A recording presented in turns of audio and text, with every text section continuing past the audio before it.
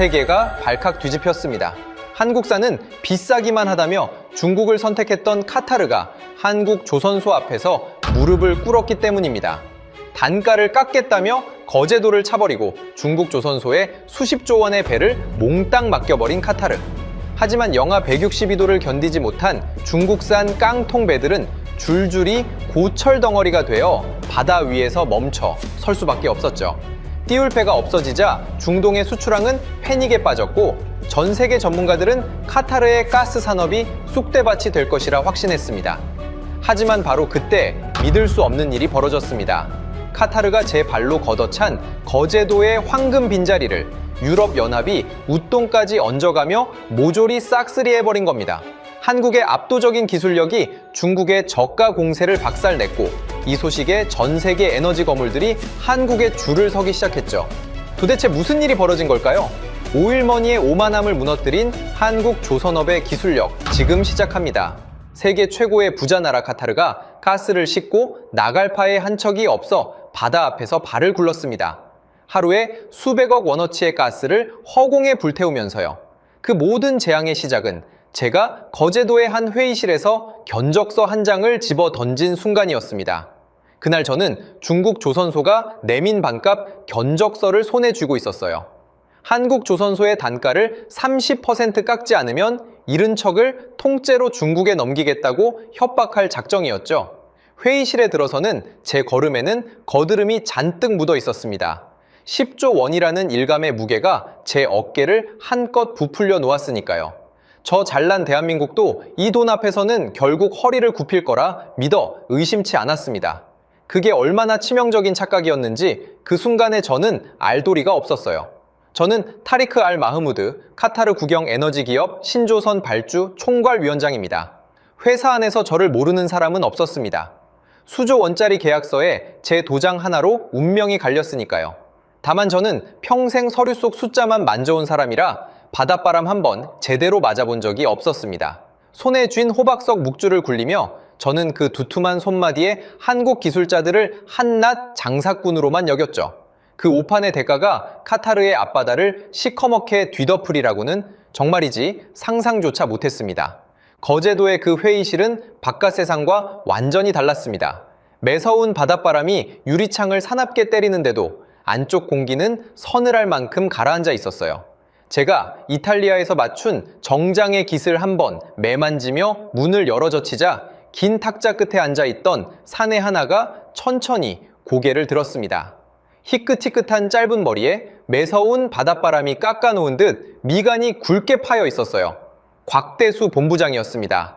책상 위에 얹힌 두툼한 손마디가 마치 수십 년 묵은 철판처럼 거칠어 보였죠. 솔직히 저는 이런 곳이 영 마음에 들지 않았습니다. 기름때 냄새가 코끝에 어렴풋이 배어있고 창밖으로는 붉은 골리앗 크레인들이 묵직하게 철판을 들어 올리고 있었어요. 제가 일하던 도하의 마천루 꼭대기와는 하늘과 땅 차이였습니다. 페르시아 융단 대신 차가운 콘크리트 바닥, 우아한 침묵 대신 멀리서 울리는 망치 소리. 이런 거친 쇳가루 요새에서 일하는 자들이라면 10조 원이라는 숫자 앞에서 더더욱 쉽게 무릎을 꿇으리라고 저는 계산했습니다. 저는 인사 따위는 건너뛰었습니다. 돈을 쥔 쪽이 먼저 고개를 숙이는 법은 세상에 없으니까요.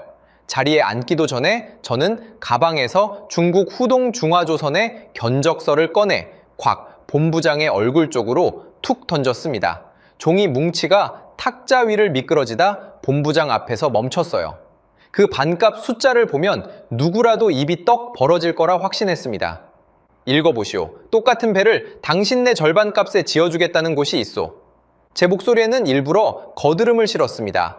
곽 본부장의 표정이 일그러지는 꼴을 한시바삐 보고 싶었거든요. 손안에 호박석 묵주를 찰칵찰칵 굴리며 저는 다음 말을 천천히 이어갔습니다. 단가를 30% 깎으시오. 그러지 않으면 내일 아침 잃은 척을 통째로 대국으로 넘기겠소. 10조 원짜리 일감이오. 당신들이 1년 내내 매달려도 못 채울 물량이지. 말을 마치고 저는 의자에 깊숙이 몸을 묻었습니다. 이제 곽 본부장이 사색이 되어 계산기를 두드릴 차례라고 여겼죠. 수십 년 협상장을 누비며 제가 익힌 진리는 단순했습니다. 사람은 누구나 돈 앞에서 무너지고 무너지는 순서는 그저 시간 문제일 뿐이라는 것. 곽 본부장의 거친 손마디도 결국은 계산기를 두드리게 될 거라고 저는 의심한 점 없이 믿었습니다. 등 뒤에서 다급한 목소리가 끼어든 건 바로 그때였습니다. 위원장님, 잠시만요. 이건 다시 생각하셔야 합니다. 제 수석 엔지니어 파하드였습니다. 도에서부터 줄곧 제 뒤를 따라온 사내인데 눈 밑이 퀭하게 들어가 안색이 말이 아니었어요. 두꺼운 서류 가방을 가슴에 끌어안은 채 파하드는 거의 애원하듯 말을 쏟아냈습니다. 영하 162도입니다. 그 초저온을 버텨내는 단열을 중국에 맡기는 건 바다 위에 시한폭탄을 띄우는 짓이에요. 단가 몇 푼 아끼려다 배가 통째로 터질 수 있습니다. 파하드의 목소리는 가늘게 떨리고 있었습니다. 진심으로 두려워하는 기색이 얼굴에 역력했죠. 저는 그 호들갑이 영 거슬렸습니다. 손을 들어 파하드의 어깨를 거칠게 밀쳐냈어요. 숫자도 제대로 못 읽는 기술자 나부랭이가 어디서 끼어들어 배는 만들면 뜨는 거야. 자네는 입 다물고 있게. 파하드는 떠밀려 비틀거리면서도 무어라 더 말하려 입을 달싹였습니다. 저는 아예 등을 돌려버렸어요. 영하 162도가 어떻고 단열이 어떻고 하는 소리는 제 귀에는 그저 한 푼이라도 더 쓰자는 변명으로만 들렸습니다. 다시 곽 본부장 쪽으로 고개를 돌리며 저는 속으로 비릿한 웃음을 삼켰습니다. 내 손에 쥔 수십조 원의 돈줄 앞에서는 저 잘난 대한민국의 자존심도 결국 며칠을 못 버티고 피눈물을 흘리며 꺾일 것이라 완벽하게 확신했습니다. 사막의 졸부들이 던지는 달러 앞에서 끝까지 고개를 빳빳이 세운 나라를 저는 평생 단 한 번도 본 적이 없었거든요. 그런데 곽 본부장의 행동은 제 예상과 전혀 달랐습니다. 사색이 되기는커녕 곽 본부장은 탁자 위에 놓인 찻잔을 천천히 들어 한 모금 마셨어요. 그러고는 자기 앞에 떨어져 있던 그 반값 견적서를 손가락 2개로 슬쩍 밀어 책상 옆 쓰레기통에 툭 떨어뜨렸습니다. 종이가 통 안으로 사라지는 소리가 회의실에 유난히 크게 울렸죠. 제 등줄기로 서늘한 기운이 훑고 지나갔습니다. 묵주를 굴리던 제 손가락도 잠깐 멈춰버렸어요. 협상장에서 견적서를 쓰레기통에 던지는 상대는 난생 처음이었습니다. 흥분해서 소리를 지르거나 책상을 내리쳤다면 차라리 이해라도 했을 텐데 곽 본부장의 손짓에는 분노조차 묻어있지 않았어요. 마치 길에 떨어진 휴지 한 장을 치우듯 무심한 동작이었습니다.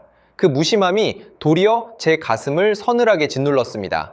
곽 본부장은 자리에서 천천히 일어섰습니다. 그러고는 제가 들어온 바로 그 문으로 걸어가더니 손잡이를 잡고 활짝 열어젖혔어요. 복도에 찬 공기가 회의실 안으로 훅 밀려 들어왔습니다. 곽 본부장은 옆에 서 있던 비서를 향해 조금도 흥분하지 않은 건조한 목소리로 말했습니다. 방금 위원장님 발언 토시 하나 빠뜨리지 말고 회의록에 그대로 기록하세요. 30% 인하 요구, 잃은 척, 중국 이전 협박까지 전부 다. 비서가 고개를 끄덕이며 수첩에 받아 적기 시작했습니다. 저는 무슨 영문인지 몰라 곽 본부장의 옆 얼굴만 멍하니 바라봤어요. 곽 본부장은 열린 문을 손으로 가리키며 저를 정면으로 응시했습니다. 싼 배를 원하시면 지금 당장 대국으로 가시지요. 우리는 붙잡지 않습니다. 다만 영하 162도의 진실은 위원장님 달러로는 절대 덮어지지 않을 겁니다. 그 말을 듣는 순간 제 심장이 덜컥 내려앉았습니다. 등에 식은땀이 한 줄기 흘러내리는 게 또렷이 느껴졌어요. 평생 협상장에서 이런 취급을 받아본 적이 없었습니다. 10조 원을 흔드는 제 앞에서 곽 본부장은 마치 길 잃은 손님에게 출구를 안내하듯 문을 열어둔 채 꼿꼿이 서 있었으니까요. 저는 애써 콧방귀를 뀌었습니다. 흔들리는 속을 들키지 않으려 일부러 어깨를 펴고 자리에서 천천히 일어섰어요. 조소, 후회하게 될 거요? 피눈물을 흘리며 무릎 꿇고 비는 날이 올 테니 그때 가서 울고불고 하지나 마시오. 목소리에 잔뜩 힘을 주었지만 묵주를 쥔 제 손끝이 미세하게 떨리는 건 저 자신도 어쩌지 못했습니다. 곽 본부장은 제 악담에도 표정 하나 바꾸지 않았어요. 가볍게 고개를 한번 숙여 보일 뿐이었죠. 그 무심한 인사가 어떤 고함보다 제 자존심을 깊게 긁어놓았습니다. 저는 열린 문을 향해 성큼성큼 걸어나갔습니다. 복도를 빠져나오는 내내 등 뒤에서 곽 본부장의 서늘한 시선이 따라붙는 것만 같았어요. 건물 밖으로 나서자 거제도의 칼바람이 다시 뺨을 사납게 때렸습니다. 저는 차에 올라타며 끊어질 듯 묵주를 거칠게 움켜쥐었습니다. 사막에서 태어나 사막에서 돈을 배운 제 머릿속에는 단 하나의 결심만 들끓어 올랐어요.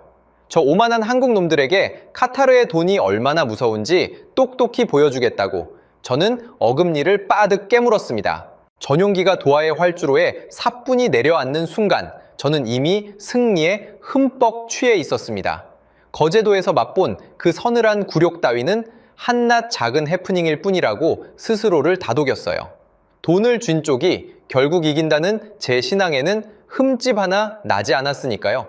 곽대수라는 그 고집불통 늙은이가 잠깐 객기를 부린 것뿐이고 며칠만 지나면 제 발로 기어와 무릎을 꿇으리라 확신했습니다. 트랩을 내려서는 제 걸음에는 다시 거드름이 묵직하게 실렸어요. 사막의 뜨거운 바람이 뺨을 스쳤지만 그것마저 저를 환영하는 손길처럼 느껴졌습니다. 도하의 마철루는 거제도의 그 칙칙한 쇳가루 요새와는 차원이 달랐습니다. 발목까지 잠기는 페르시아 융단, 서늘하게 쏟아지는 에어컨 바람, 황금빛으로 번쩍이는 벽. 이런 곳에서 평생을 살아온 제가 기름때 냄새나는 조선소 따위에 기죽을 이유는 없었어요. 거제도의 그 거친 풍경을 떠올리면 도리어 코웃음이 나왔습니다. 돈 냄새가 아니라 쇳내가 진동하는 곳에서 자란 자들이 제 달러 뭉치 앞에서 얼마나 더 버틸 수 있겠나 싶었죠. 이번 거래만 깔끔하게 마무리하면 차기 에너지부 장관 자리는 따놓은 당상이라 여겼습니다. 한국의 자존심을 짓밟고 수조 원을 절감한 사내, 그것이 제가 그리던 제 모습이었어요. 사내에서 저를 눈엣가시로 여기던 기술자 파벌도 이번 일로 완전히 입을 다물게 될 터였죠. 저는 곧장 만수르 장관의 집무실로 향했습니다. 한시바삐 승전보를 올리고 싶어 발걸음이 절로 빨라졌어요. 눈이 부시도록 새하얀 실크 전통 의상을 걸친 만수르 장관은 늘 그렇듯 자비로운 미소를 머금은 채 저를 맞았습니다. 한국 놈들 길을 완전히 꺾어놨습니다, 장관님. 코를 아주 납작하게 만들어 놓고 왔지요. 이제 우리 손바닥 위에서 놀아날 겁니다. 저는 가슴을 한껏 부풀리며 거짓 보고를 올렸습니다. 거제도에서 쫓겨나다시피 회의실을 나선 일은 입도 뻥끗하지 않았어요. 그 굴욕을 들키느니 차라리 혀를 깨무는 편이 나았으니까요. 만수르 장관의 입꼬리가 만족스럽게 올라가는 걸 보며 저는 속으로 안도의 숨을 길게 삼켰습니다. 역시 자네야, 대국을 잘 활용하게 한국 놈들 콧대를 아주 짓밟아버려. 그래야 다음 협상이 편해지는 법이니까. 만수르 장관의 그 한마디가 제 등을 떠미는 든든한 손길처럼 느껴졌습니다. 이제 누구도 제 결정을 막을 수 없었어요. 권력의 정점에 선 사람만이 누릴 수 있는 그 짜릿함이 제 온몸을 타고 흘렀습니다. 집무실을 나서며 저는 곧바로 결심을 행동으로 옮겼습니다. 한국에 보란듯이 시위할 작정이었어요. 10조 원이 넘는 초대형 가스선, 그 가운데 절반을 통째로 중국 후동 중화조선에 확정 발주해버렸습니다. 계약서에 도장을 찍어 내리는 순간 제 손끝에는 짜릿한 쾌감마저 번졌어요. 한국이 이 소식을 들으면 어떤 표정을 지을지 상상만으로도 입가에 웃음이 새어나왔죠. 저는 곧장 그 소식을 언론에 흘려 대서특필하게 만들었습니다. 카타르가 한국을 버리고 대국을 택했다는 기사가 삽시간에 전 세계로 퍼져나갔어요. 기사가 뜨자마자 제 휴대전화에는 축하 인사가 빗발쳤습니다. 카타르가 마침내 한국의 콧대를 꺾었다는 칭찬에 저는 어깨가 한 뼘은 더 올라가는 기분이었죠. 거제도의 그 늙은이가 이 기사를 보며 발을 동동 구를 모습을 상상하니 절로 통쾌한 웃음이 새어나왔습니다. 중국 후동중화조선의 사장은 제 손을 두 손으로 감싸쥐고 연신 허리를 굽혔어요. 위원장님, 무조건 2년 안에 세계 최고의 배를 바치겠습니다. 한국 따위는 비교도 안 되는 물건으로요. 믿어만 주십시오. 그 굽신거리는 모습에 저는 세상을 다 가진 듯한 기분이 들었어요. 역시 돈 앞에서는 누구든 고개를 숙이는 법이라고 다시 한번 제 신념을 확인했습니다. 한국의 그 뻣뻣한 늙은이만 빼면 세상은 여전히 제 뜻대로 굴러가고 있었죠. 저는 곧바로 축배를 들었습니다. 황금빛 샴페인이 잔 속에서 보글보글 올라오는데 마치 제 앞날을 축복하는 것만 같았어요. 그 거품 하나하나가 다 제 승리의 증표처럼 보였습니다. 잔을 기울이며 저는 창밖으로 펼쳐진 도하의 야경을 내려다봤어요. 저 화려한 불빛들이 전부 제 발 아래 놓인 것만 같았습니다. 평생 서류 속 숫자만 두드려온 제 인생이 마침내 정점에 다다랐다고 믿었죠. 며칠 뒤였습니다. 수석 엔지니어 파하드가 새파랗게 질린 얼굴로 제 집무실 문을 박차고 들어왔어요. 손에는 두툼한 내부 비밀 문건이 들려 있었습니다. 평소 피로에 찌들어 퀭하던 눈이 그날따라 공포로 잔뜩 부풀어 있었죠. 위원장님, 큰일 났습니다. 중국의 1차 단열재 시험이 처참하게 실패했어요. 영하 162도를 단 몇 시간도 못 버티고 단열층이 쩍쩍 갈라졌습니다. 이대로 가면 배가 바다 한가운데서 통째로 터집니다. 파하드의 목소리는 다급함에 잔뜩 갈라져 있었어요. 입에는 식은땀이 송골송골 맺혀 있었어요. 두 손으로 문건을 내미는 손끝이 가늘게 떨리고 있었죠. 저는 그 문건을 거들떠보지도 않았습니다. 모처럼 차오른 승리의 기분에 찬물을 끼얹는 파하드가 그저 거슬릴 뿐이었어요. 기술자란 늘 이런 식으로 사람의 흥을 깨는 족속이라고 저는 속으로 혀를 찼습니다. 이깟 종이 쪼가리로 분위기 초치지 마라. 시험이야 다시 하면 되는 거 아니냐. 자네는 오늘부로 이 프로젝트에서 완전히 손떼. 저는 파하드를 핵심 프로젝트 팀에서 단칼에 쫓아내 버렸습니다. 파하드가 무어라 절규하듯 외쳤지만 저는 손을 휘저어 보안 요원을 불렀어요.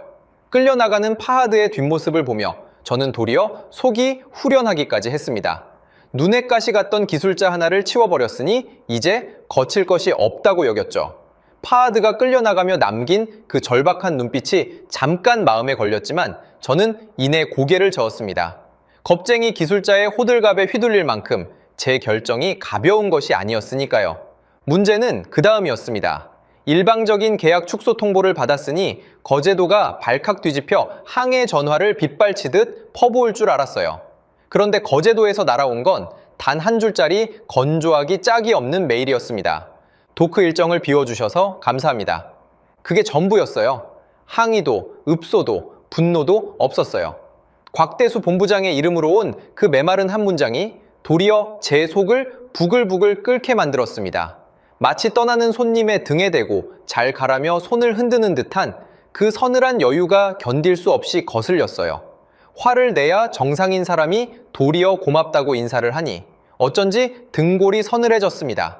매달리고 빌어야 할 쪽은 저쪽인데 도리어 제가 무언가를 놓치고 있는 듯한 불길한 기분이 들었어요. 그 짧은 한 문장이 종일 제 머릿속을 떠나지 않고 맴돌았습니다. 그 무렵 제 귀에 묘한 첩보 하나가 들어왔습니다. 제가 믿고 일감을 통째로 몰아준 그 중국 후동중화조선이 몰래 한국조선소 측에 사람을 보냈다는 거예요. 초저온 용접 기술을 자문해달라고 구걸하다가 단칼에 거절당했다는 소식이었습니다. 앞에서는 세계 최고의 배를 짓겠다 큰 소리치던 자들이 뒤로는 한국에 기술 동량을 하러 다니고 있었던 거죠. 그 총극을 전해 듣는데 제 가슴 한 구석이 묘하게 서늘해졌어요. 세계 최고라던 대국의 기술이 정작 영하 162도 앞에서는 한국의 고개를 숙이고 있었던 셈이니까요. 파하드가 내밀던 그 비밀 문건이 잠깐 머릿속을 스쳤지만 저는 애써 그 불안을 밀어냈습니다. 그래도 저는 애써 콧방귀를 뀌었습니다. 큰 배를 짓다 보면 장이술 몇 개쯤 부족할 수도 있는 법이라고 대수롭지 않게 넘겼죠. 파하드의 경고도, 중국의 기술 동량도, 곽 본부장의 서늘한 메일도 다 한때의 잡음일 뿐이라 여겼습니다. 가슴 한구석이 자꾸 조여오는 걸 느끼면서도 저는 다시 샴페인 잔을 집어들었어요. 승리에 취한 사람은 발밑이 무너지는 소리를 듣지 못하는 법이죠. 그날의 저 역시 그러했습니다. 제가 그렇게 잔을 부딪히며 승리에 취해 있는 동안 거제도의 법무팀에서는 신재환 상무가 조용히 움직이고 있었습니다. 카타르가 제 발로 걷어차 텅 비어버린 그 예약 도크에 유럽 선진국 선사들의 프리미엄 주문서가 한 장 한 장 채워지기 시작했어요. 감정 한 점 섞이지 않은 차갑고 치밀한 손길로 말입니다. 저는 그 사실을 까맣게 모른 채 그날 밤 가장 비싼 샴페인의 마개를 땄습니다. 황금빛 카펫이 발목까지 푹푹 잠기는 제 집무실은 그날따라 유난히 고요했습니다. 늦은 오후의 햇살이 통유리 너머로 비스듬히 쏟아져 들어왔어요. 그 빛이 책상 위에 놓인 국제특급 우편 봉투 하나를 붉게 물들이고 있었습니다. 봉투 한 귀퉁이에는 한국조선소연합의 붉은 로고가 또렷이 박혀 있었죠. 저는 입가에 회심의 미소를 지었습니다. 드디어 올 것이 왔다고 여겼거든요.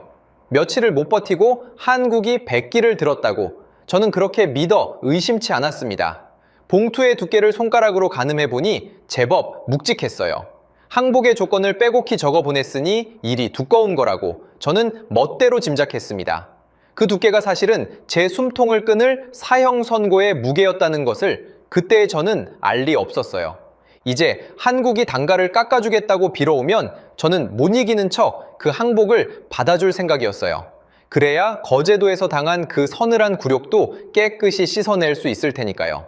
곽대수라는 그 늙은이가 고개를 숙이는 모습을 저는 며칠 내내 머릿속으로 그리며 즐겼습니다. 견적서를 쓰레기통에 던지던 그 손으로 이번에는 항복문서에 서명을 했을 거라 여겼죠. 묵주를 굴리는 제 손끝에는 벌써부터 승리의 단맛이 감돌았습니다.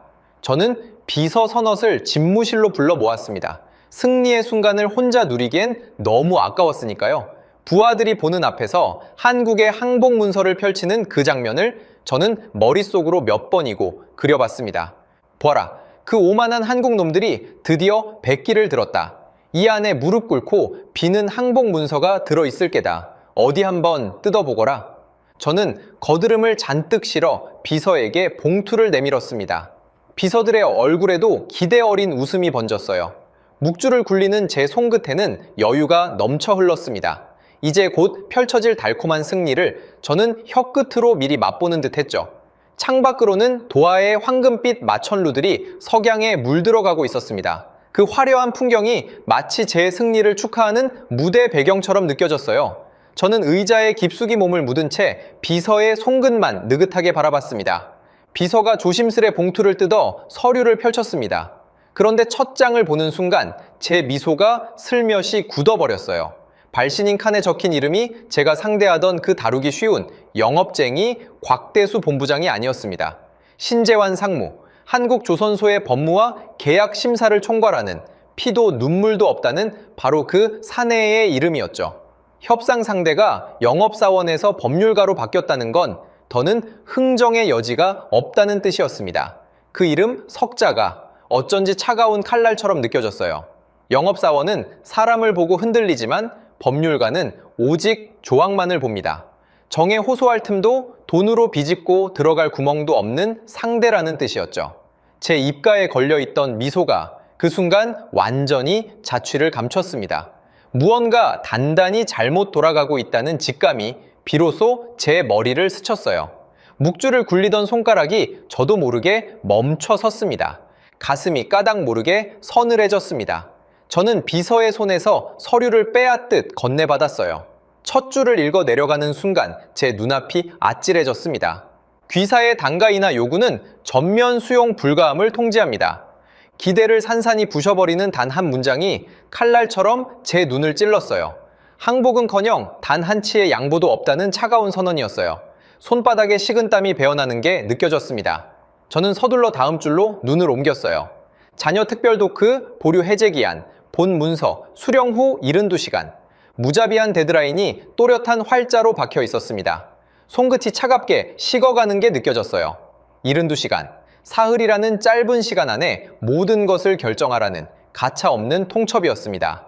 한 글자 한 글자가 마치 째깍거리는 초침 소리처럼 제 귓가를 두드렸어요.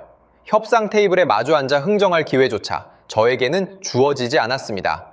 받아들이든지 영영 쫓겨나든지 선택지는 단 2개뿐이었죠. 흥정을 하자는 것도 협박에 맞서자는 것도 아니었습니다. 그저 시간을 정해놓고 그 안에 답을 내놓으라는 일방적인 통보였죠. 저는 평생 남에게 기한을 정해 던지며 살았지 누군가에게 기한을 받아본 적은 단 한 번도 없었습니다. 마지막 줄에 이르러서는 숨이 턱 막혀버렸어요. 기한 내 기존 단가 미수용 시 2028년 특별도크 우선 협상자 자격을 영구 박탈함. 그 문장 아래에는 시뻘건 직인이 쾅 찍혀 있었습니다. 마치 사형 집행장에 찍힌 도장처럼 붉다 못해 핏빛으로 번뜩였어요. 영구 박탈. 그 네 글자가 제 머릿속을 하얗게 태워버렸습니다. 단순히 이번 거래를 읽는 게 아니라 카타르가 한국 조선소의 문턱을 영영 넘지 못하게 된다는 뜻이었죠. 세계 최고의 배를 짓는 그 도크의 문이 제 눈앞에서 영원히 닫히려 하고 있었습니다. 평생 갑의 자리에서만 살아온 제가 난생 처음으로 을의 자리에 내동댕이 쳐진 셈이었습니다. 돈을 흔들면 무엇이든 제 뜻대로 굴러갔던 그 세상이 이 종이 한 장 앞에서 와르르 무너지고 있었어요. 저는 분노와 수치심이 한꺼번에 치밀어 올라 서류를 바닥에 내동댕이 쳐버렸습니다. 비서들이 흠칫 놀라 뒷걸음질 쳤습니다. 집무실에는 무거운 침묵이 내려앉았어요. 제 거친 숨소리만이 황금빛 벽을 둔탁하게 울렸습니다. 저는 비서들을 향해 당장 나가라고 손을 휘저었어요. 부하들 앞에서 이런 꼴을 더는 보일 수 없었으니까요. 위원장이라는 자가 종이 한 장에 얼굴이 새파랗게 질리는 모습을 누구에게도 들켜선 안 됐습니다. 비서들이 황급히 집무실을 빠져나가자 저는 비로소 혼자가 되었어요. 텅 빈 황금빛 방 안에서 제 거친 숨소리만이 메아리처럼 맴돌았습니다. 그런데 바닥에 떨어진 서류를 다시 주워드는 제 손끝이 어느새 미세하게 떨리고 있었습니다. 분노 때문인지 두려움 때문인지 저 자신도 도무지 분간할 수 없었어요. 입안이 바싹 메말라 침을 삼키는 것조차 힘들었습니다. 이 종이가 진짜라면 저는 카타르의 일감을 통째로 날려버린 죄인이 되는 거였죠. 이 사실을 만수르 장관이 알아서는 절대 안 됐습니다. 한국 놈들 길을 꺾어놨다고 큰 소리 쳐놓은 마당에 도리어 제가 사형 선고를 받았다는 게 들통나면 끝장이었으니까요. 차기 에너지부 장관 자리는커녕 평생 쌓아 올린 모든 것을 통째로 잃을 판이었습니다. 등에 식은땀이 줄줄 흘러내렸어요. 모든 것을 잃을지도 모른다는 공포가 처음으로 제 목덜미를 서늘하게 훑고 지나갔습니다. 그래도 아직 시간은 남아있다고 저는 스스로를 다독였어요. 곽 본부장만 잡으면 어떻게든 풀어볼 수 있으리라 믿었죠. 저는 떨리는 손으로 휴대전화를 집어들었습니다. 곽대수 본부장에게 직접 따져 묻고 어떻게든 이 통보를 없던 일로 돌릴 작정이었어요. 번호를 누르고 수화기를 귀에 바짝 붙였습니다. 그런데 돌아온 건 곽 본부장의 묵직한 목소리가 아니었어요. 뚜루루 뚜루루. 건조한 통화 중 신호음만이 무심하게 울려 퍼졌습니다. 한 번, 두 번, 세 번을 다시 걸어도 마찬가지였어요. 마치 일부러 제 전화를 피하기라도 하듯 그 무미건조한 신호음이 제 귀를 후벼 팠습니다. 수십조 원을 손에 쥔 제가 전화 한 통조차 연결하지 못하고 있었던 거죠. 통화 중이라는 그 무심한 신호음이 마치 너 따위는 상대하지 않겠다는 선언처럼 들렸습니다. 저는 휴대전화를 책상 위에 거칠게 내던졌어요. 손바닥에 밴 식은땀이 화면 위에 번들거리는 자국을 남겼습니다. 저는 수화기를 내려놓고 벽에 걸린 시계를 올려다봤습니다. 초침이 한 칸 한 칸 움직일 때마다 제 심장도 함께 쪼그라드는 것만 같았어요. 평생 시간이라는 것을 의식해 본 적이 없었습니다. 돈으로 무엇이든 살 수 있다고 믿었으니까요. 그런데 한국조선소가 정해놓은 그 시계 앞에서는 제 모든 달러가 단일 초에 값더치도 없었습니다. 카타르의 우선 협상자 권리가 완전히 소멸하기까지 이제 정확히 이른 시간 59분이 남아 있었어요. 째깍거리는 그 소리가 이제는 제 숨통을 조여오는 올가미처럼 들렸어요. 황금으로 도배된 이 거대한 집무실 안에서 저는 난생 처음으로 시간이라는 것이 두려워지기 시작했습니다. 등줄기를 타고 식은땀 한 줄기가 천천히 흘러내렸어요. 데드라인까지 48시간을 남겨두자 제 안의 거드름은 어느새 자취를 감췄습니다. 황금 집무실을 미친 사람처럼 서성이던 저는 결국 자존심을 꾹 접고 곽대수 본부장에게 직통 전화를 걸었어요. 며칠 전 견적서를 집어던지던 그 손으로 이제는 애원의 전화를 걸어야 하는 처지가 된 거죠. 손가락이 번호판 위에서 몇 번이나 머뭇거렸습니다. 그래도 도크를 지키려면 이 길밖에 없었어요.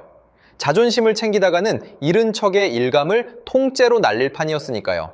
평생 남에게 머리를 숙여본 적 없는 제가 그 늙은 기술자에게 굽실거려야 한다고 생각하니 속이 뒤틀렸습니다. 그래도 어쩔 수 없었어요. 신호음이 두어 번 울린 끝에 곽 본부장의 묵직한 목소리가 수화기 너머로 들려왔습니다. 저는 애써 친근한 척 억지 웃음을 끌어올렸습니다.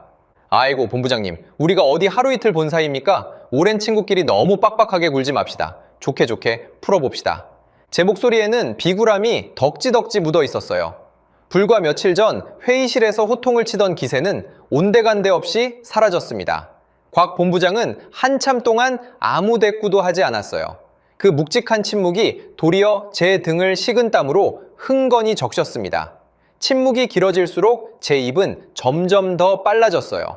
무슨 말이라도 해서 그 무거운 정적을 메워야 할 것만 같았죠. 며칠 전만 해도 제 호통 한마디에 회의실이 얼어붙었는데 이제는 상대의 침묵 하나에 제가 얼어붙고 있었습니다. 갑과 을이 이토록 순식간에 뒤바뀔 수 있다는 걸 저는 그날 처음 알았어요. 저는 다급하게 미끼를 던졌습니다. 이렇게 합시다. 원래 대국에 주려던 일반 가스선 열척, 그걸 통째로 한국에 더 얹어드리겠소. 대신 그 초대형 선박 단가만 조금 깎아주시오. 서로 남는 장사 아니겠습니까? 이만한 조건이면 어디 가서도 못 찾습니다. 한국 조선소로서도 손해볼 게 없는 거래 아닙니까? 수조 원짜리 추가 물량을 미끼로 던졌으니 곽 본부장도 결국 솔깃해할 줄 알았어요. 돈 앞에서 흔들리지 않는 인간은 이 세상에 없다고 저는 여전히 굳게 믿고 있었으니까요. 그런데 수화기 너머에서 돌아온 대답은 제 마지막 기대마저 단숨에 짓밟았습니다. 한국조선소는 흥정하는 시장통이 아닙니다. 우리는 끼워 팔기를 하지 않습니다. 단가는 정해진 대로입니다. 더 하실 말씀 없으면 이만 끊겠습니다. 곽 본부장의 목소리에는 미동도 없었어요. 저는 수조 원짜리 미끼가 허공에서 산산이 부서지는 소리를 들은 것만 같았어요. 손바닥에 끈적한 땀이 흥건히 배어났습니다. 돈으로도 흔들 수 없는 상대가 이 세상에 존재한다는 사실이 그제야 제 머리를 둔탁하게 후려쳤어요. 평생을 떠받쳐온 제 신앙에 처음으로 금이 가는 소리가 들렸습니다. 돈만 충분히 쌓으면 세상 모든 문이 열린다고 믿어온 저였어요. 그런데 한국조선소의 그 두꺼운 철문은 제 달러 뭉치를 아무리 들이밀어도 꿈쩍하지 않았습니다. 저는 그 차가운 문 앞에서 처음으로 제 무력함을 곱씹어야 했죠. 이대로는 도저히 안 되겠다 싶었습니다. 저는 마지막 수단으로 한국에 주재하는 카타르 대사까지 동원했어요. 외교 라인을 움직여 한국 조선소 윗선을 정치적으로 압박할 작정이었습니다. 일가의 기업이 한 나라의 외교력 앞에서는 결국 고개를 숙이리라고 저는 그렇게 계산했죠.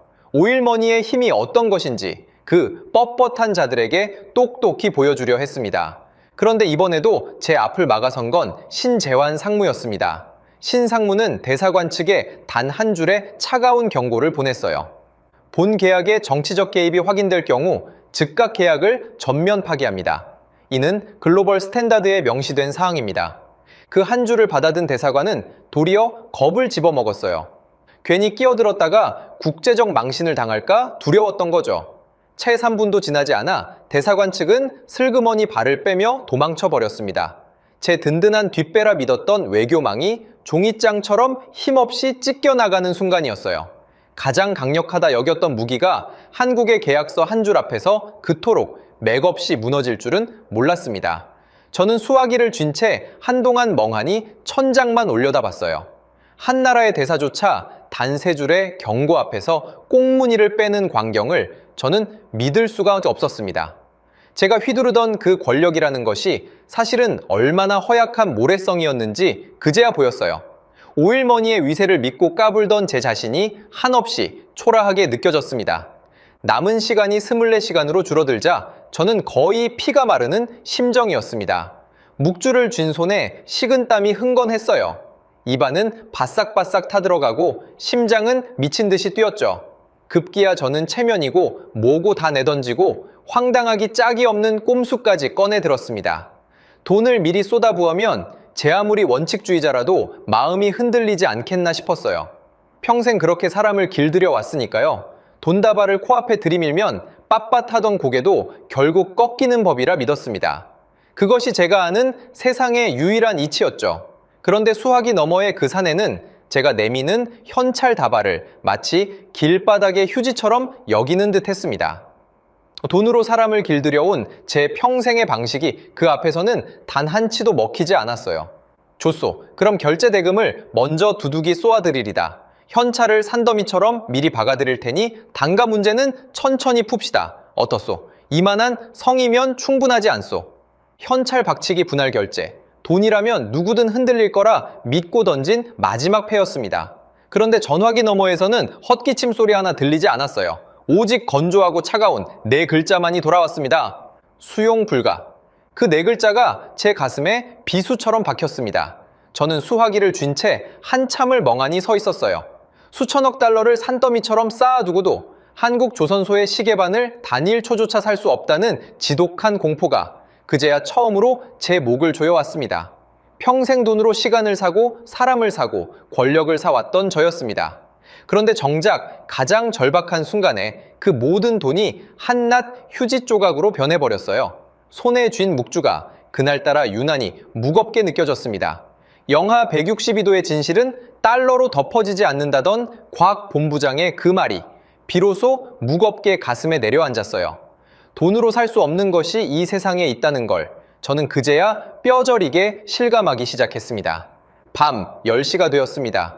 초조함에 미쳐버릴 것 같았던 저는 어떻게든 시간을 멈춰 세워보려 발버둥을 쳤어요. 결국 알맹이 하나 없는 이메일을 한 통 보냈습니다. 긍정적으로 검토 중이니 조금만 기다려달라는 그저 시간을 끌기 위한 빈겁대기 문장이었죠. 단어 하나라도 더 적었다간 약점을 잡힐까봐 일부러 두루뭉술하게 흐려놓았습니다. 시간만 벌면 어떻게든 길이 보이리라는 마지막 도박이었어요. 하루만, 아니 단 몇 시간만이라도 더 끌 수 있다면 그 사이에 무슨 수라도 짜낼 수 있으리라 믿었습니다. 보내기 버튼을 누르는 제 손끝이 작게 떨렸어요. 한때 수십조 원짜리 계약서에 거침없이 도장을 찍던 그 손이 이제는 빈겁대기 이메일 한 통 앞에서 벌벌 떨고 있었습니다. 제 처지가 어쩌다 이 지경까지 왔는지 스스로도 믿기지 않았어요. 답장은 단 10분 만에 돌아왔습니다. 한국조선소는 그 메일을 형식 불량이라며 가차없이 반려해버렸어요. 첨부된 짧은 문장이 제 숨통을 단단히 조였습니다. 수용 여부만 분명히 답하시오. 받아들이는지 아닌지 그것만 적으면 됩니다. 시간은 지금도 계속하고 있습니다. 저는 휴대전화를 손에 쥔 채 그 자리에 털썩 주저앉고 말았어요. 빈겁대기 핑계조차 통하지 않는 상대 앞에서 제가 평생 쌓아올린 모든 권력이 한낱 모래성처럼 느껴졌어요. 시간을 끌어보려는 제 얄팍한 수작은 그 한 줄 앞에서 모조리 들통이 나버렸습니다. 창밖으로는 도하의 화려한 야경이 끝없이 펼쳐져 있었지만 제 눈에는 그저 째깍째깍 줄어드는 숫자만이 어른거렸어요. 그 숫자가 0이 되는 순간 무슨 일이 벌어질지 저는 차마 상상조차 하고 싶지 않았습니다. 평생 시계를 무기처럼 휘둘러온 제가 이제는 그 시계에 목이 졸리고 있었어요. 똑딱이는 초침 소리가 마치 제 관뚜껑을 두드리는 망치질처럼 들렸습니다. 데드라인 종료를 1시간 앞두고 저는 완전히 무너지기 직전이었습니다. 넥타이를 풀어 헤친 채 황금 집무실을 미친 사람처럼 서성였어요. 등줄기를 타고 굵은 식은땀이 줄줄 흘러내렸습니다. 입안은 사막처럼 메말랐고 심장은 금방이라도 터질 듯 방망이질을 쳤죠. 벽시계의 초침 소리가 마치 제 관에 못을 박는 망치 소리처럼 크게 울렸습니다. 1분이 지날 때마다 제 수명이 그만큼 깎여나가는 것만 같았어요. 사흘 전 거제도 회의실에서 견적서를 집어 던지던 그 당당한 사내는 이제 어디에도 없었습니다. 황금빛 카펫 위를 짐승처럼 오가며 저는 끊임없이 손가락 끝을 깨물었어요. 무슨 수를 써서라도 이 시계를 멈춰야 한다는 생각뿐이었습니다. 돈으로도 권력으로도 외교로도 멈출 수 없던 그 시계가 이제 제 목을 향해 마지막 칼날을 들이대고 있었어요. 바로 그때 책상 위 전화기가 요란하게 울렸습니다. 화면에 뜬 이름을 본 순간 제 심장이 철렁 내려앉았어요. 만수르 장관이었습니다. 진행 상황을 묻는 목소리가 수화기를 타고 흘러나왔어요. 저는 사시나무 떨듯 떨면서도 애써 태어난 척 입을 열었습니다. 거의 다 돼갑니다, 장관님. 한국 놈들도 결국 두 손 들었어요. 조금만 더 기다리시면 좋은 소식 올리겠습니다. 위태로운 거짓말이 제 입에서 술술 흘러나왔습니다. 수화기를 내려놓는 손이 덜덜 떨렸어요. 거짓말을 한 겹 더 쌓을수록 제 숨통은 그만큼 더 옥죄어 왔습니다. 만약 이 거짓이 들통나는 날에는 제 모든 것이 한순간에 잿더미가 될 게 분명했죠. 저는 이미 돌아올 수 없는 강을 건너고 있었어요. 한국 놈들 콧대를 꺾어놨다고 큰소리 쳐놓은 그 입으로 이제는 다 되어간다는 거짓말까지 보태고 있었으니까요. 거짓 위에 거짓을 쌓는 그 짓이 결국 저를 더 깊은 수렁으로 끌어내리고 있다는 걸 알면서도 멈출 수 없었습니다. 진실을 털어놓는 순간 만수르 장관의 손에 제 목이 떨어질 게 뻔했으니까요. 이제 10분이 남았습니다. 극도의 공포가 제 이성을 완전히 집어삼켰어요. 저는 결국 백기를 들기로 마음먹었습니다. 자존심이고 권력이고 일단 도크부터 지켜야 했으니까요. 단가를 깎겠다던 그 오만함이 이제는 제발 원래 값세라도 계약하게 해달라는 애원으로 바뀌어 있었습니다. 사흘 전에 저와 지금의 제가 같은 사람이라고는 도무지 믿기지 않았어요. 저는 비서를 향해 목이 찢어져라 악을 썼습니다. 당장 원한대로 서명해서 한국조선소 서버에 올려 단가이나 요구 다 취소한다고 원래 값에 그대로 계약하겠다고 올리란 말이야. 어서 서둘러. 비서가 사색이 된 얼굴로 키보드를 미친 듯이 두드리기 시작했습니다. 저는 비서의 등 뒤에 바짝 붙어 서서 모니터 화면만 뚫어져라 노려봤어요. 1분 1초가 10년처럼 더디게 흘러갔습니다. 화면 속 작은 막대가 한 칸씩 채워질 때마다 제 숨도 한 번씩 멎는 것 같았죠. 제발 시간 안에만 올라가 달라고 저는 속으로 빌고 또 빌었습니다. 평생 신을 믿어본 적 없는 제가 그 순간만큼은 간절히 무언가에 매달렸어요. 손에 쥔 묵주를 굴리는 것조차 잊은 채 저는 그저 모니터 화면만 노려봤습니다. 막대 하나가 끝까지 채워지기만 하면 모든 게 제자리로 돌아오리라 믿었죠. 그 한 줄의 서명만 올라가면 거제도에서 당한 굴욕도 없던 일이 되리라 여겼습니다. 그런데 바로 그 순간 화면에 붉은 경고창이 떠올랐습니다. 계약 마감 직전이라 해외에서 발신되는 인터넷 주소가 보안 시스템상 임시로 차단된다는 메시지였어요. 서류 전송 팝업이 그대로 멈춰 서버렸습니다. 비서의 손가락이 허공에서 그대로 얼어붙었어요. 마지막 순간에 보이지 않는 벽이 제 앞을 가로막은 겁니다. 하필이면 그 결정적인 순간에 말이죠. 평생 돈으로 모든 장벽을 허물어온 제가 정작 마지막 순간에는 보이지도 않는 전자장벽 하나를 넘지 못하고 있었습니다. 화면 속 붉은 경고창이 마치 저를 비웃는 것처럼 깜빡거렸어요. 저는 거의 이성을 잃을 지경이었습니다. 뭐야 이게 왜 안 올라가는 거야? 다시 해. 저는 비서를 거칠게 밀쳐내고 직접 모니터 앞을 차지하고 앉았습니다. 마우스를 미친 듯이 두드리고 엔터키를 부서져라 내리쳤어요. 손끝이 하얗게 질리도록 힘을 주었지만 화면은 꿈쩍도 하지 않았습니다. 등에서는 식은땀이 폭포처럼 쏟아졌어요. 평생 제 뜻대로 움직이지 않는 것이 없었는데 고작 작은 화면 하나가 제 숨통을 쥐고 흔들고 있었죠. 손이 떨려 마우스가 자꾸 미끄러졌습니다. 수십조 원을 주무르던 이 손이 작은 마우스 하나조차 제대로 쥐지 못하고 있었어요. 화면 속 시계는 무심하게 흘러가는데 제 서류는 단 한 줄도 전송되지 않았습니다. 저는 거의 짐승 같은 신음을 토해냈어요. 11시 59분, 초침이 마지막 한 바퀴를 돌기 시작했습니다. 저는 거의 울부짖으며 엔터키를 영어프 내리쳤어요. 그런데도 무정한 화면은 끝내 단 한 글자도 받아주지 않았습니다. 시간은 저를 기다려주지 않았어요. 초침이 10일을 향해 다가가는 그 짧은 순간이 제 평생보다 더 길게 느껴졌습니다. 12시 정각, 화면이 차갑게 꺼졌습니다. 제 발악도 허공으로 허무하게 흩어졌어요. 집무실에는 죽음 같은 정적이 내려앉았습니다. 제 거친 숨소리만이 텅 빈 공간을 가득 메웠어요. 황금빛 벽도, 페르시아 융단도 그날따라 아무런 위안이 되지 못했습니다.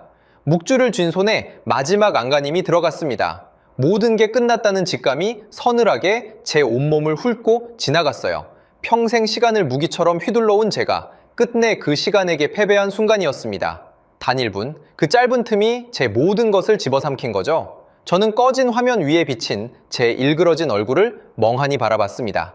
식은땀에 젖어 헝클어진 머리칼, 핏기 하나 없이 질려버린 낯빛, 거제도에서 거드름을 피우던 그 사내의 모습은 어디에도 남아있지 않았어요. 곧이어 집무실 한쪽에 놓인 팩스 기기가 위잉 소리를 내며 돌아가기 시작했습니다. 단 한 장의 서류가 천천히 출력되어 나왔어요. 저는 떨리는 손으로 그 종이를 집어들었습니다. 단순한 예약 취소 통보일 거라고 마지막 희망을 가까스로 붙들었죠. 어쩌면 아직 협상의 여지가 한 줄쯤 남아 있을지도 모른다고 저는 스스로를 속였습니다. 그래도 저쪽이 완전히 문을 닫지는 않았을 거라고 마지막 한 가닥 희망에 매달렸어요. 떨리는 손가락으로 종이를 집어드는데 손톱 끝까지 핏기가 가셔 있었습니다. 그런데 종이에 적힌 글자를 읽어 내려가는 순간 제 눈동자가 그 자리에 그대로 멈춰버렸어요. 현재 시각부로 카타르의 2028년 특별 도크 이른 척 배정 물량은 글로벌 스탠다드 규정에 따라 제3국 선색에 즉각 자동 재배정됨을 최종 통보합니다. 단순한 취소가 아니었습니다. 제가 단일분을 늦은 그 틈에 카타르의 도크 이른 척이 통째로 다른 나라 선색에 넘어가 버린 거예요. 시스템에 이미 완전히 박혀버린 그 무엇으로도 되돌릴 수 없는 선고였습니다. 글자 하나하나가 제 심장에 모처럼 박혀들었어요. 1분, 고작 1분의 차이가 수십조 원의 운명을 송두리째 갈라버린 겁니다. 그 1분을 사기 위해 제가 쌓아온 모든 부와 권력이 단 한 푼의 값어치도 하지 못했어요. 한국조선소는 단 한 번도 흥분하지 않았습니다. 그저 정해진 시각에 정해진 규정대로 차갑게 반가쇠를 당겼을 뿐이죠. 화를 내며 협박하던 저와 침묵 속에서 시계만 들여다보던 그들. 누가 진짜 강자였는지가 그 종이 한 장 위에 또렷이 새겨져 있었습니다. 그 순간 제 손에 꽉 쥐어있던 순금 묵주의 실이 툭 하고 끊어졌습니다. 호박색 금구슬들이 황금 카펫 위로 후두두 흩어졌어요. 평생 제 손을 떠나지 않던 그 구슬들이 마치 제게서 등을 돌리듯 사방으로 굴러갔습니다. 아버지에게서 물려받아 평생 손에서 놓지 않았던 그 묵주가 제 운명이 끊어지는 그 순간에 함께 흩어진 거예요. 저는 굴러가는 구슬들을 멍하니 바라볼 뿐 손가락 하나 까딱할 수 없었습니다. 저는 다리에 힘이 풀려 가죽 의자 위로 털썩 주저앉아 버렸습니다. 가슴이 짓눌린 듯 숨이 제대로 쉬어지지 않았어요. 흩어진 금구슬 하나가 발끝에 굴러와 닿았지만 저는 그것을 주워들 기력조차 남아있지 않았습니다. 다음날 아침 해가 뜨자마자 저는 한국조선소의 글로벌 수주 현황 전광판부터 확인했습니다. 인터넷 화면에 띄워진 그 거대한 전광판에서 카타르라는 글자가 흔적도 없이 깨끗하게 지워져 있었어요. 마치 처음부터 그 자리에 없었던 것처럼 말입니다. 그 휑한 빈자리를 보는 순간 제 가슴마저 텅 비어버리는 것 같았습니다. 어제까지 세계 1등 발주국으로 당당히 올라있던 이름이 하룻밤 사이에 깨끗이 사라진 거죠. 저는 화면을 몇 번이고 새로 고쳤지만 결과는 매번 똑같았습니다. 분명 무언가 잘못된 거라고, 시스템 오류일 거라고 스스로를 다독였어요. 그런데 그 빈자리는 오류가 아니라 차갑고 명백한 현실이었습니다. 카타르는 더 이상 한국 조선소의 고객 명단에 존재하지 않았던 거죠. 수십조 원을 손에 쥔 발주국이 단 하룻밤 사이에 명단에서 통째로 지워진 겁니다. 그 차가운 현실 앞에서 제 손끝은 얼음장처럼 식어갔어요. 저는 도무지 현실을 받아들일 수 없었어요. 떨리는 손으로 중국 후동 중화조선 사장에게 전화를 걸었습니다. 그래도 제 편에 서 있는 건 대국뿐이라고 마지막 희망을 붙들었죠. 반값에 이른 척을 지어주겠다며 두 손 모아 굽신거리던 그 얼굴이 아직 제 머릿속에 또렷했으니까요. 적어도 중국만큼은 저를 버리지 않으리라 믿었습니다. 제가 그토록 큰 일감을 안겨준 은인 아니겠습니까? 의리라는 게 있다면 이 위기에 발벗고 나서주는 게 당연하다고 여겼죠. 지금 당장 배를 내놓으시오. 깡통이든 뭐든 상관없소. 띄울 수만 있으면 되니까 당장 만들어내란 말이오. 저는 거의 짐승처럼 수화기에 대고 소리를 질렀습니다. 입안이 바싹바싹 타들어갔어요. 그런데 어제까지만 해도 두 손 모아 굽신거리던 중국 사장의 목소리가 하룻밤 사이에 싸늘하게 식어 있었습니다. 위원장님, 솔직히 말씀드리지요. 우리 기술로는 영하 162도를 도저히 못 맞춥니다. 단열재를 처음부터 다시 설계해야 해요. 인도는 무기한 연기될 수밖에 없습니다. 그럼 이만. 중국 사장은 뻔뻔하게 그 말만 내뱉고는 전화를 뚝 끊어버렸습니다. 저는 끊어진 수화기를 멍하니 바라봤어요. 손이 부들부들 떨렸습니다. 제가 그토록 믿고 일감을 통째로 몰아준 대국이 정작 가장 중요한 순간에 등을 획 돌려버린 거예요. 굽신거릴 때는 한없이 비굴하더니 막상 발을 빼야 할 때는 그렇게 차가울 수가 없었습니다. 무기한 연기라는 말은 사실상 배를 못 짓겠다는 소리나 다름없었어요. 언제 받을지 기약도 없는 배를 끌어오르는 가스가 기다려줄 리 없었습니다. 저는 그제야 제가 사냥개라 여겼던 중국이 정작 제 손을 무는 들개였음을 깨달았어요. 반갑시라는 달콤한 숫자 뒤에 숨어있던 진실이 이제야 그 흉한 민낯을 드러냈습니다. 싼게 비지떡이라는 그 흔한 말을 저는 수십조 원을 날리고 나서야 뼈저리게 깨달았어요. 반갑시라는 그 숫자가 사실은 배가 바다 한가운데서 터질 위험을 깎아낸 값이었던 거죠. 곽 본부장이 던졌던 그 한마디가 이제야 무서운 진실로 다가왔습니다. 철판을 지지는 온도는 속일 수 없다던 그 말이 말이죠. 바로 그때 집무실 문이 벌컥 열렸습니다. 제가 쓰레기 취급하며 쫓아냈던 파하드였어요. 새파랗게 질린 얼굴로 뛰어들어온 파하드는 제 책상 위에 사진 몇 장을 거칠게 내려놓았습니다. 위원장님, 이걸 보십시오. 중국 조선소 현장에서 빼낸 사진입니다. 단열재가 말 그대로 반토막이 났어요. 영하 162도는 꿈도 못 꿀 수준입니다. 제가 그렇게 말렸지 않습니까? 제발 들으시라고 그렇게 빌었지 않습니까? 파하드의 목소리는 분노와 절망으로 갈라져 있었습니다. 사진 속 단열재는 처참하게 갈라지고 부스러져 있었어요. 저는 그 사진을 차마 똑바로 쳐다볼 수 없었습니다. 등골이 서늘하게 곤두섰어요. 종이 쪼가리라며 내던졌던 그 경고문이 사실은 카타르를 살릴 마지막 동아줄이었다는 걸 저는 그제야 깨달았습니다. 사진 속에서 갈라진 단열재는 곧 영하 162도의 가스가 새어나온다는 뜻이었어요. 그건 단순한 결함이 아니라 언제 터질지 모르는 시한폭탄이었습니다. 파하드가 시한폭탄이라 외쳤던 그 표현이 조금도 과장이 아니었던 거죠. 파하드를 내쫓던 제 손이 원망스럽기 짝이 없었어요. 그토록 피를 토하며 말리던 사람을 저는 종이 쪼가리나 들고 분위기 깬다며 짐승처럼 내쫓았습니다. 만약 그때 단 한 번만이라도 그 경고에 귀를 기울였다면 이 모든 재앙은 일어나지 않았겠죠. 후회라는 두 글자가 비로소 제 가슴을 짓눌렀습니다. 저는 차마 파하드의 눈을 마주 볼 수 없었어요. 엎친 데 덮친 격이라는 말은 바로 그날 밤을 두고 하는 말이었습니다. 중동 지역에서 군사적 충돌이 터졌어요. 카타르의 심장이라 불리는 라스라판 가스 수출 단지에 비상 대피 사이렌이 찢어질 듯 울려 퍼졌습니다. 바닷길이 막히고 가스를 실어 나를 배들의 발이 통째로 묶여버렸어요. 가장 약한 곳을 가장 나쁜 순간이 정확히 노리고 들어온 셈이었죠. 배만 제대로 있었어도 그 끓어오르는 가스를 안전하게 실어낼 수 있었을 겁니다. 그런데 제가 그 배들을 통째로 날려버린 탓에 카타르는 자기 가스를 두고도 손 하나 쓰지 못하는 처지가 되었어요. 사이렌 소리가 마치 제 죄를 꾸짖는 호통처럼 들렸습니다. 화면 속에서 붉게 깜빡이는 경고등을 바라보며 저는 다리에 힘이 풀려 의자를 붙들었어요. 카타르의 가장 자랑스러운 심장이 제 손끝의 계산 하나로 멈춰서고 있었습니다. 문제는 그 다음이었습니다. 끓어오르는 액화가스를 받아 밖으로 밀어내지 못하니 거대한 저장 탱크에 압력이 미친 듯이 치솟기 시작한 거예요. 압력 게이지의 바늘이 위험을 알리는 붉은 한계선을 향해 무섭게 올라갔습니다. 그 바늘이 한 칸씩 움직일 때마다 제 심장도 함께 오그라드는 것 같았어요. 배 한 척만 제때 있었어도 그 가스를 안전하게 실어낼 수 있었을 텐데 말입니다. 그 배들이 바로 제가 단가 몇 푼 깎겠다고 거제도에서 걷어차버린 바로 그 배들이었어요. 저는 제 발등을 제 손으로 찍은 셈이었습니다. 늦은 밤 위성 전화가 요란하게 울렸습니다. 라스라판 현장 소장 오마르였어요.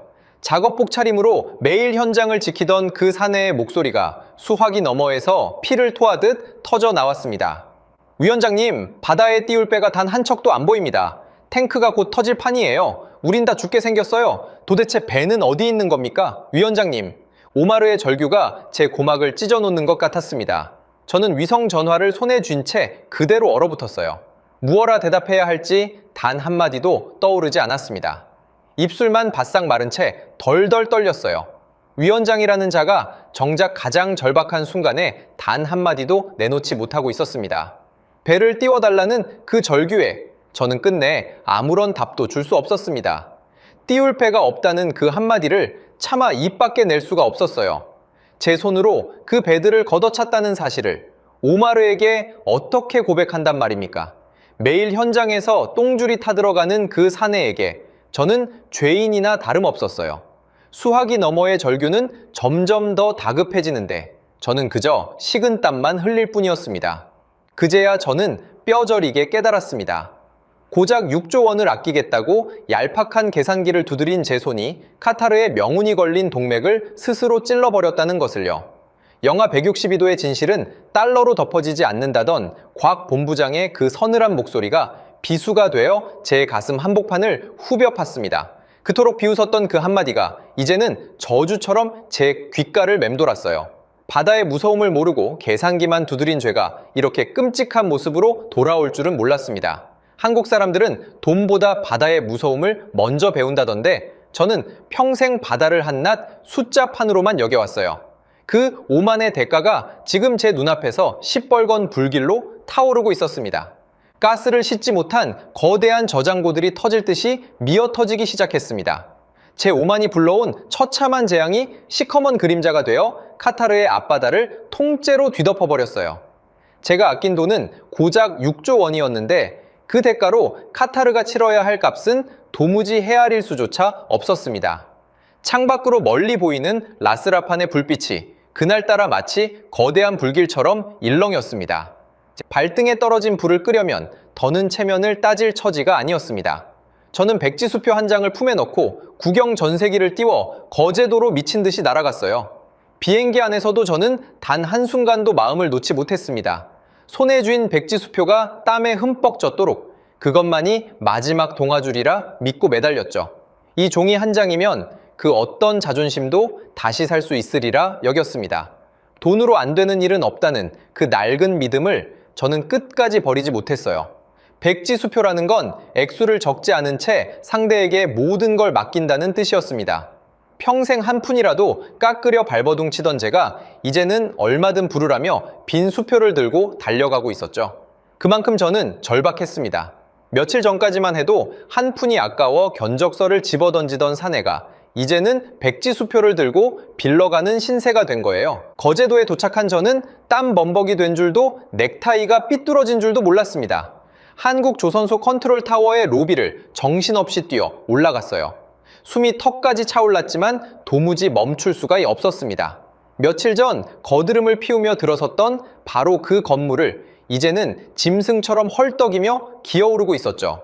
곽대수 본부장을 만나 무릎이라도 꿇을 작정이었으니까요. 며칠 전 그 늙은이의 콧대를 밟아주겠다며 들어섰던 제가 이제는 그 앞에 무릎을 꿇으러 가고 있었습니다. 자존심이고 체면이고 끓어오르는 가스 탱크 앞에서는 아무 의미도 없었어요. 어떻게든 배만 받아낼 수 있다면 저는 무슨 짓이든 할 각오였습니다. 라스라판에서 끓어오르는 가스 탱크가 제 등을 사정없이 떠밀고 있었으니까요. 단 하루만 늦어도 카타르는 수백억 원어치 가스를 허공에 태워야 하는 처지였습니다. 저는 곽 본부장의 회의실 문을 벌컥 열어젖혔습니다. 본부장님, 원하는 단가를 다 주겠소. 아니 그 위에 웃돈까지 얹어드리리다. 제발 배만 줍쇼. 배만 주면 됩니다. 저는 짐승처럼 울부짖으며 회의실 안으로 뛰어들었습니다. 그런데 그곳에 있어야 할 곽 본부장의 모습이 어디에도 보이지 않았어요. 대신 낯선 사내 하나가 긴 탁자 가운데 떡하니 앉아 있었습니다. 지중해의 태양에 구릿빛으로 그을린 피부, 덥수룩한 금빛 수염, 여유로운 웃음을 머금은 그 사내는 그리스대형 선주연합회장 스타브로스였습니다. 저는 그 자리에 우뚝 멈춰 서버렸습니다. 영문을 알 수 없어 눈만 껌뻑였어요. 스타브로스는 두툼한 만년필을 손에 쥔 채 제 쪽은 쳐다보지도 않고 서류에 무언가를 적어 내려가고 있었습니다. 그 여유로운 손놀림이 어쩐지 제 가슴을 서늘하게 짓눌렀어요. 다급하게 뛰어들어온 저와 달리 그 사내는 세상 모든 시간을 쥔 사람처럼 느긋했습니다. 한쪽은 빈손으로 헐떡이고 한쪽은 만년필을 빙글빙글 돌리며 여유를 부리고 있었죠. 그 대비가 무언가 끔찍한 일이 벌어졌음을 직감하게 했어요. 등줄기를 타고 서늘한 기운이 천천히 기어 올랐습니다. 그 서류가 무엇인지 알아차리는 순간 제 다리가 휘청거렸습니다. 제가 제 발로 걷어차버린 바로 그 도크, 2028년 특별 도크 70척을 단 한 척도 남기지 않고 통째로 사들이는 유럽 선사 연합의 일괄 계약서였어요. 스타브로스는 그 위에 호탕하게 서명을 휘갈기고 있었습니다. 제가 버린 황금을 다른 누군가가 통째로 주워 담고 있었던 거죠. 카타르가 걷어찬 도크 소식을 듣자마자 유럽의 거물들이 전세기를 띄워 한 걸음에 달려온 모양이었습니다. 그들에게 한국의 빈 도크는 줍기만 하면 되는 노다지였던 셈이에요. 제가 발로 찬 그 자리를 그들은 두 손으로 받쳐들고 있었습니다. 대대로 바다를 물려받아 그 무서움을 뼛속까지 아는 자들이었으니까요. 싼 맛에 중국으로 달려간 저를 그들은 진작부터 벌레 보듯 비웃고 있었던 거죠. 저는 비틀거리며 그 계약서로 눈을 가져갔습니다. 그런데 거기 적힌 단가를 보는 순간 제 눈을 의심하지 않을 수 없었어요. 제가 그토록 깎으려 발버둥쳤던 원래 당에 무려 20%의 긴급 도입, 프리미엄 웃돈이 떡하니 얹혀 있었습니다. 제가 비싸다고 내던진 그 값에 도리어 웃돈을 더 얹어 사가는 사람이 버젓이 있었던 거예요. 한국 조선소의 빈 도크가 전 세계에서 가장 안전한 금고라는 걸 저만 모르고 있었던 셈이죠. 저는 그 금고를 헐값에 사려고 발버둥치다 결국 통째로 걷어차 버린 겁니다. 그런데 세상은 그 금고에 웃돈을 얹어서라도 들어가고 싶어 했어요. 단가 몇 푼에 눈이 멀어 진짜 가치를 보지 못한 제 어리석음이 뼈에 사무쳤습니다. 머릿속이 새하얗게 비어버렸습니다. 저는 스타브로스에게 달려들어 멱살이라도 잡을 듯이 소리쳤어요. 이건 카타르의 배요. 우리가 먼저 찜해둔 도크란 말이오. 당신이 어떻게 이걸 가로채? 스타브로스는 그제야 천천히 고개를 들었습니다. 저를 마치 벌레라도 보듯 위아래로 훑더니 입가에 비릿한 웃음을 지었어요. 당신이 길바닥에 버린 돌멩이가 사실은 진짜 황금이라는 걸 우리는 진작에 알고 있었지. 버린 사람이 임자를 탓하면 쓰나 바다를 아는 사람은 한국 도크의 값어치를 알지. 그 한마디 한마디가 제 가슴에 비수처럼 날아와 박혔습니다. 저는 무어라 반박하려 입을 열었지만 목구멍에서는 바람 빠지는 소리만 새어나왔어요. 다리에 힘이 풀려 저는 그 자리에 주저앉을 뻔했습니다. 바다를 모르고 숫자만 두드린 제 무지함이 이렇게 처참한 부메랑이 되어 돌아올 줄은 정말 몰랐어요. 그토록 깔보던 그 두툼한 손마디의 기술자들이 사실은 세상에서 가장 귀한 보물을 쥐고 있었던 겁니다. 바다를 평생 업으로 삼아온 그 그리스 사내는 한국 도크의 진짜 값어치를 한눈에 알아봤습니다. 정작 그 도크를 손에 쥐고 있던 저만 그것이 황금인 줄도 모르고 길바닥에 내던졌던 거죠. 무지가 이토록 비싼 값을 치르게 할 줄은 꿈에도 몰랐습니다. 무너져 내린 저는 마침 회의실로 들어서던 곽 본부장의 바짓가랑이라도 붙잡을 기세로 무릎을 꿇으려 했습니다. 바로 그때 신재환 상무가 제 앞을 가로막고 나섰어요. 소용없습니다. 이 일괄 계약은 이미 양국 외교 라인이 국제법으로 보증한 사안입니다. 그 어떤 힘으로도 되돌릴 수 없는 확정된 조약이에요. 신 상무의 목소리는 얼음장처럼 차가웠습니다. 제 마지막 발악마저 그렇게 단칼에 잘려나갔어요. 백지수표도 무릎 꿇은 애원도 이미 굳어버린 그 조약 앞에서는 아무 소용이 없었습니다. 저는 회의실에 둘러선 한국 조선소 직원들을 둘러봤습니다. 동정의 빛이라곤 단 한 점도 없는 서늘한 시선들이 저를 향하고 있었어요. 며칠 전 견적서를 집어 던지며 거드름을 피우던 제 모습을 직원들은 똑똑히 기억하고 있었겠죠. 달러 뭉치를 흔들며 콧대를 세우던 그 사내가 며칠 만에 바닥에 엎드려 우는 꼴을 그들은 말없이 지켜보고 있었습니다. 누구 하나 비웃지도 동정하지도 않았어요. 그 무심한 침묵이 어떤 조롱보다 더 매섭게 제 자존심을 후벼 팠습니다. 흥분하는 것은 하수들이나 하는 짓이라던 곽 본부장의 그 신념이 무엇인지 비로소 알 것 같았어요. 저는 그 차가운 눈길들 속에서 결국 바닥에 엎드려 짐승처럼 오열하고 말았습니다. 한참을 그렇게 흐느끼고 있는데 누군가 제 앞에 종이컵 하나를 내려놓았습니다. 곽대수 본부장이었어요. 차가운 물이 담긴 종이컵이었습니다. 저는 그것이 화해의 손길인 줄 알고 젖은 눈으로 곽 본부장을 올려다봤어요. 그런데 곽 본부장이 제 손에 쥐어준 것은 타협안 따위가 아니었습니다. 은행 창구에서나 뽑는 대기 순번이 적힌 작은 번호표 한 장이었어요. 거기에는 무심한 숫자 71번이 또렷이 찍혀 있었습니다. 줄을 서서 기다리라는 그 무심한 한마디보다 더 잔인한 대답은 없었죠. 세계 최고의 부자나라 위원장인 제가 은행 창구 번호표를 손에 쥐고 차례를 기다리는 신세가 된 겁니다. 곽 본부장은 화도 내지 않았고 비웃지도 않았어요. 그저 정해진 순서대로 줄을 서라는 그 담담한 태도가 저를 가장 처참하게 무너뜨렸습니다. 종이컵 속 차가운 물이 제 손 안에서 가늘게 흔들렸어요. 스타브로스의 굵은 만년필 뚜껑이 철컥하고 닫혔습니다. 그 작은 소리와 함께 전 세계 바다 위에 카타르가 설 자리는 단 한 뼘도 남지 않게 되었어요.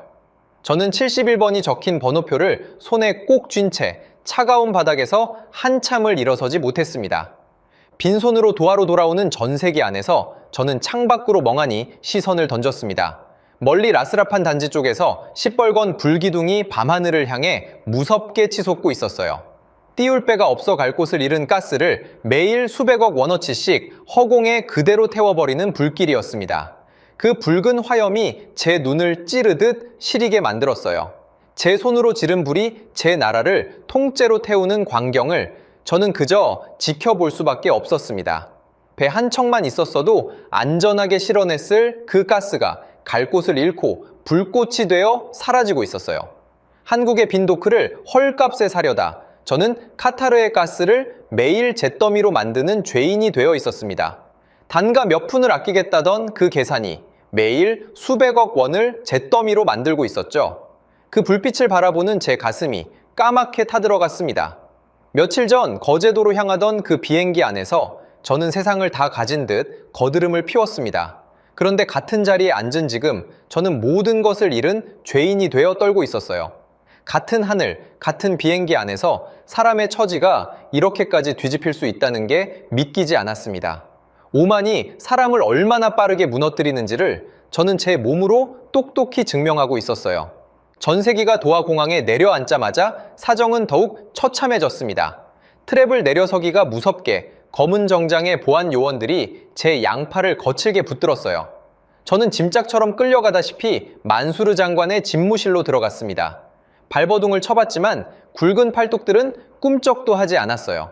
불과 며칠 전까지 제 명령에 굽신거리던 자들이 이제는 저를 죄인처럼 끌고 가고 있었습니다. 권력이라는 것이 얼마나 덧없는지 그 거친 손길이 똑똑히 일깨워 주었죠. 호화로운 대리석 복도를 지나는 내내 마주치는 직원들마다 저를 외면했습니다. 어제까지 굽실거리며 인사하던 자들이 오늘은 죄인을 보듯 눈을 피하더군요. 발주 총괄위원장이라는 그 화려한 직함도 한순간에 죄인을 끌고 가는 소나기 앞에서는 아무 힘이 없었습니다. 제가 그토록 떠받들던 권력이 사실은 만수르 장관이 잠시 빌려준 것에 불과했다는 걸 그제야 깨달았어요. 빌린 것은 언제든 빼앗기는 법이었습니다. 그 사실을 진작 알았더라면 저는 그토록 오만하게 굴지 않았을 텐데 말이죠. 만수르 장관은 새하얀 실크 의상을 걸친 채 거대한 책상 뒤에 우뚝 서 있었습니다. 늘 자비롭던 그 미소는 온데간데 없었어요. 저를 보자마자 만수르 장관의 입에서 천둥 같은 호통이 터져 나왔습니다.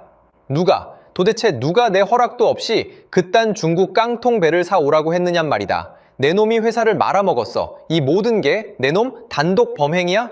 저는 제 귀를 의심했습니다. 한국 놈들 콧대를 밟아버리라고 중국을 사냥개처럼 풀라고 은밀히 지시한 사람이 바로 만수르 장관이었으니까요. 그런데 이제 와서 모든 책임을 제 등에 통째로 떠넘기고 있었습니다. 꼬리를 자르고 몸통은 살아남겠다는 그 무자비한 계산이 훤히 들여다 보였어요. 평생 그 자비로운 미소 뒤에 감춰져 있던 진짜 얼굴이 비로소 제 앞에 드러난 셈이었죠. 한국 놈들을 밟아버리라며 사냥개를 풀던 그 입으로 이제는 제가 멋대로 일을 저질렀다며 호통을 치고 있었습니다. 윗선의 지시는 흔적도 없이 사라지고 모든 죄는 고스란히 제 몫으로 남았어요. 저는 그제야 제가 처음부터 버려질 꼬리에 불과했다는 걸 알았습니다. 일이 잘 되면 만수르 장관의 공이 되고 일이 틀어지면 제 죄가 되는 구조였어요. 저는 그 사실도 모른 채 사냥개처럼 신이 나서 한국을 물어뜯었던 겁니다. 저는 무어라 항변하려 입을 열었지만 만수르 장관은 들을 생각조차 없었어요. 만수르 장관은 두툼한 서류 뭉치 하나를 집어들더니 제 얼굴을 향해 거칠게 집어던졌습니다. 붉은 펜으로 빼곡히 적힌 감사 보고서였어요. 그 종이가 제 뺨을 철썩 때리고는 발밑으로 힘없이 떨어졌습니다. 바닥에 펼쳐진 보고서 맨 윗줄에 천문학적인 숫자 하나가 시뻘겋게 적혀 있었어요. 30조 원, 카타르 역사상 유례가 없는 상상조차 할 수 없는 피해액이었습니다. 고작 6조 원을 아끼려다 그 5배가 넘는 손실을 불러온 거죠. 단가를 깎아 차기 장관 자리를 꿰차겠다던 제 야심이 도리어 나라에 사상 최악의 재앙을 안긴 셈이었습니다. 그 붉은 숫자 하나하나가 제가 허공에 태워버린 카타르의 미래였어요. 그 미래를 지키려면 거제도의 두툼한 손마디들을 믿었어야 했습니다. 그 숫자를 보는 순간 제 눈앞이 핑 돌았어요. 바로 그때 집무실 문이 조용히 열렸습니다. 한 사내가 천천히 걸어 들어왔어요.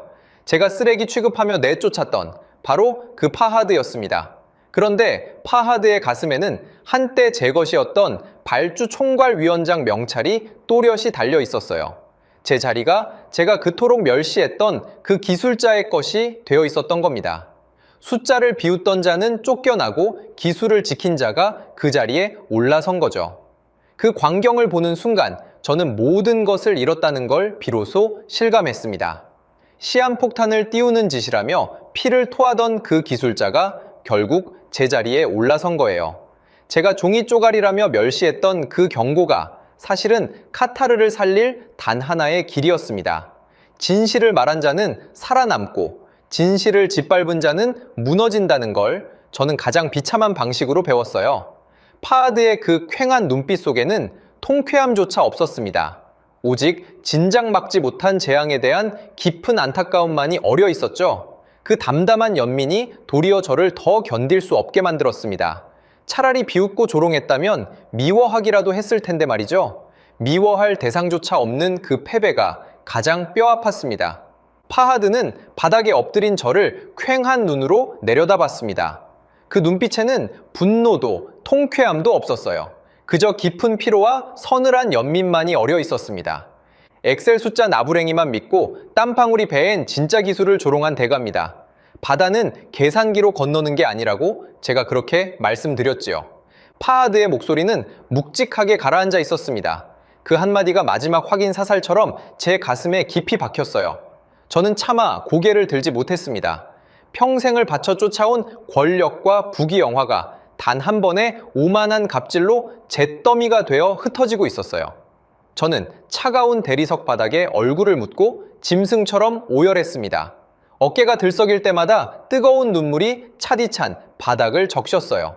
평생 누구 앞에서도 고개를 숙이지 않던 제가 그 차가운 바닥에 얼굴을 묻고 울고 있었습니다.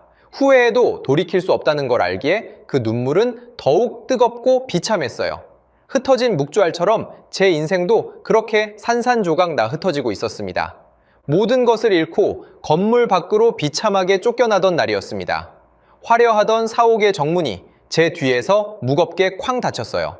저는 갈 곳을 잃은 차에 멍하니 길바닥에 서 있었습니다. 그때 발끝에 무언가 작고 단단한 것이 차였어요.